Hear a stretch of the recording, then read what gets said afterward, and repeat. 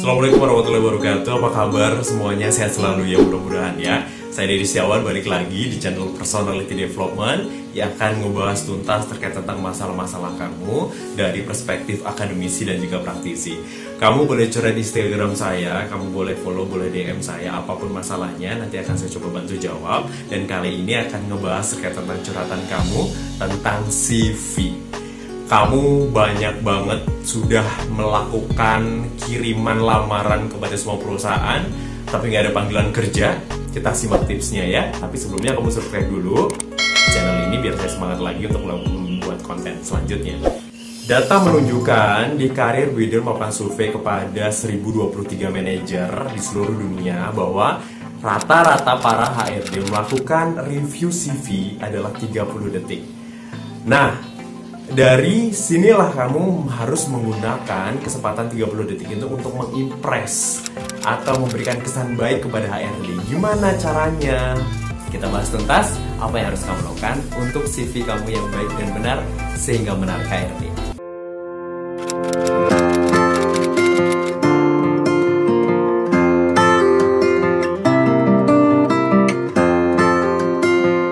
Ada dua kesalahan terbesar kandidat dalam melamar pekerjaan sehingga tidak dipanggil interview. Yang pertama, CV-nya ya. Yang kedua adalah cara ngelamar kerjanya nih. Apakah email, apakah walk-in, apakah job fair atau lain sebagainya.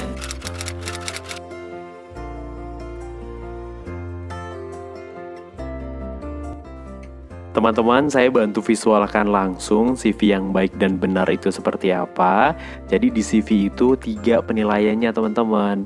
Dari mulai desainnya, yang kedua adalah konten isinya ini, CV itu seperti apa, sama terakhir adalah penggunaan bahasa. Jadi kita pelajari yang pertama dulu ya, yaitu desainnya. Teman-teman pastikan teman-teman masih ingat nggak ada yang ngejual bentuk riwayat hidup itu di fotokopian. Jangan ya, CV itu yang bagus adalah yang seperti ini, yang eye catching. Kalau teman-teman nggak bisa, kayaknya ini sulit banget ya ngedesainnya, jangan sedih. Di Google itu teman-teman bisa download nih, bisa download di sini banyak banget. Cukup diketikkan free CV template modern itu keluar banget. Banyak yang offline, banyak juga yang online. Kamu bisa milih. Dan pastikan untuk pemilihan warnanya ini juga disesuaikan teman-teman. Contoh di akuntansi, ada daftar di akuntansi ya. Jangan warnanya jangan yang cerah-cerah. Warnanya cukup hitam dan putih atau biru. Sesuaikan aja dengan kantor atau perusahaan yang bakal kamu lamar. Contoh di BCA itu kan warna identiknya biru, ya udah biru.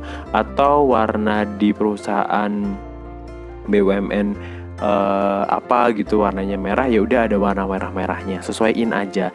Jangan sampai warnanya yang terlalu banyak dan terlalu rame, apalagi sampai mencolok sampai tulisannya nggak kelihatan, itu nggak boleh. Untuk warna ini lebih detailnya kamu boleh baca di Google itu seperti apa, tapi sebaiknya adalah warnanya jangan terlalu rame, cukup penggabungan 2-3 warna aja. Dan yang paling dominan adalah warna yang mungkin yang seperti ini, yang navy-navy gitu ya. Nah, setelah desainnya warna sudah dan juga bentuk CV-nya ini juga sudah seperti apa bisa di-download. Kalau bisa jangan ditulis tangan, tapi diketik, itu lebih rapih teman-teman. Meskipun ada HRD yang bilang bahwa ditulis aja jangan diketik karena nanti akan dibaca karakternya dari tulisan tangan. Nah, kami pun bisa teman-teman untuk membaca karakter dari font yang kalian pilih. Kalian juga boleh kok teman-teman untuk nanti melihat font apa yang paling aman digunakan. Tapi sejauh ini yang paling aman digunakan melamar kerja adalah font Calibri atau George ya. George ini boleh diketik ya, Georgie ini. Yang George ini juga aman. Untuk yang lain mungkin kalian boleh pilih coba CV-CV font yang bagus seperti apa. Tapi yang saya rekomendasikan sih 2, George atau Calibri ini ya. Terus selanjutnya dari pengetikan itu sudah juga desainnya juga sudah. Teman-teman pastikan lagi adalah banyaknya CV-nya. Maksimal tuh hanya 2 lembar teman-teman ya. Hanya 2 lembar saja. Hanya 2 lembar saja, nggak boleh lebih. Karena kan tadi kita sepakat bahwa penelitian menunjukkan HRD itu mereview CV kandidat cuma 30 detik. Jadi jangan banyak-banyak. Tadi kan salah satu bagian CV menarik adalah informatif dan juga mudah dibaca. Nah, seperti itu untuk desainnya. Teman-teman boleh nanti kalaupun belum jelas, boleh DM saya ya, atau di kolom komentar. Terus selanjutnya, setelah desain itu kontennya, isi CV itu sendiri. Nah, isi CV itu sendiri itu ada 5. Ada identitas diri, ada pengalaman, ada pendidikan, ada keterampilan, sama ada pengembangan diri. Di situ poinnya ada 5. Kita bahas dulu yang identitas diri. Kita teman-teman boleh lihat di sisi sebelah kiri itu ada foto, kiri atas itu ada foto.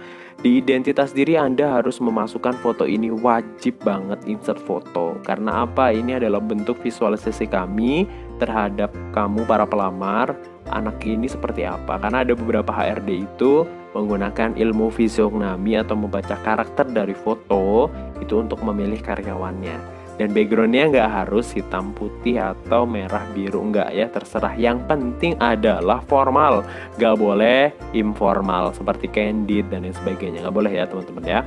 Dan pastikan untuk teman-teman di data personal diri itu ada emailnya juga pastikan nggak boleh alay. Yang Dedi Setiawan selalu dicakiti gmail.com itu hilangkan, bikin email yang formal. Ada nomor handphone yang aktif selama 24 jam yang bisa kami WhatsApp, karena siapa tahu nanti di emailnya bouncing ataupun nggak bisa kami kirim, kami bisa informasikan melalui WhatsApp atau telepon. Dan ada usia dari tanggal lahir, ini wajib juga. Ada domisili rumahnya teman-teman di mana, sama LinkedIn atau sosial media teman-teman. Ini penting banget untuk apa sih? Kenapa ditempel ini? Untuk validasi data Anda benar atau enggak. Jadi pastikan yang Instagramnya sekarang atau Facebooknya digunakan yang alay-alay, diarsipin dulu ya. Nanti kalau ngelamar kerja, biasanya tuh HRD ngepoin Instagram kalian. Kalau isinya yang aneh-aneh, itu biasanya kami langsung ya begitu ya, intinya begitu. Jadi pastikan yang positif-positif, bijak dalam menggunakan sosial media. Nah, setelah identitas diri, cukup ini aja teman-teman, nggak usah banyak-banyak ya. Dari berapa bersaudara dan sebenarnya nggak perlu. Selanjutnya ada di kolom selanjutnya ada pengalaman. Nah, pengalaman ini nggak cuma ditulis sebagai pengalaman di contoh di sini ada Persada gitu ya, jadi asisten manager learning and development, udah tok gitu aja nggak bisa, tapi harus detail. Nih yang dijualkan kalian adalah pengalaman masa lalu, jadi harus ditulis pointer 1, 2, 3 kerjaannya tuh ngapain aja kalian, terus di sana punya tanggung jawab apa, dan kalau bisa dikasih kapan masuk dan kapan resignnya.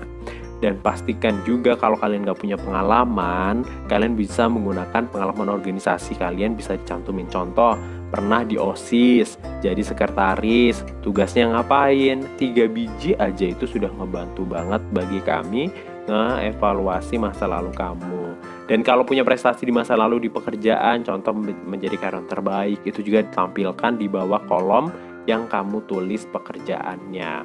Setelah identitas diri, kita beralih ke pengalaman organisasi. Kalau memang fresh graduate ataupun yang pengalaman adalah pengalaman kamu kerja, kita beralih yang ketiga, yaitu kemampuan. Nih, kemampuan itu ada 3, atau skill itu ada 3.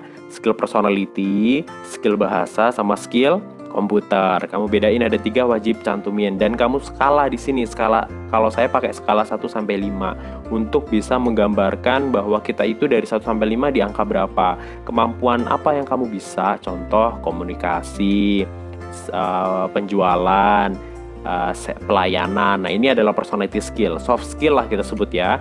Kalau saya itu public speaking. Kamu rate dari 1 sampai 5 ini di angka berapa nih? Pakai poin bintang-bintang. Setelah itu ada juga bahasa. Sisi sebelah kiri itu di bawahnya personality skill ada bahasa. Kamu bisa bahasa apa aja dan kira-kira ukurannya itu berapa nih? Kalau bisa dikasih, ataupun kalau memang nggak seperti ini bisa kamu tulis baik, sangat baik, kurang, cukup, atau pasif dan lain sebagainya ya. Itu juga bisa jadi pilihan. Terus terakhir adalah kemampuan komputer. Ini penting banget kalau contoh yang akuntan itu Mayop ya, ataupun untuk HR itu Hiris ya, ataupun untuk yang lain-lain sebagainya, aplikasi-aplikasi IT, developer dan lain sebagainya, kamu tuh cantumin di komputer skill itu.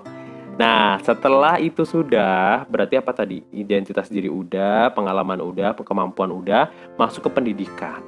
Pendidikan di sini jangan ditulis semuanya dari SD, TK, itu nggak usah, tapi the last education. Pendidikan terakhir kamu apa? Ditulis jurusannya apa, dan di kampus mana, lulus tahun berapa. Dan ditulis IPK-nya berapa atau nilainya berapa. Ini tuh penting banget ya teman-teman ya. Dan kalau memang pernah dapat prestasi di kampus, kamu tulis, contoh nih pertukaran pelajar Kanada, Indonesia atau lain sebagainya, kamu tulis aja prestasi-prestasi di masa lalu.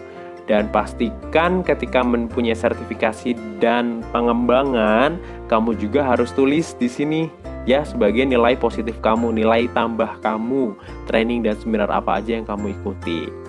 Cukup paham ya teman-teman ya. Dan selanjutnya yang terakhir adalah informasi tambahan seperti hobi, kamu pernah ikut komunitas apa, kamu juga pernah pegang project apa, kamu tulisan aja di bawah sebagai nilai tambah kamu.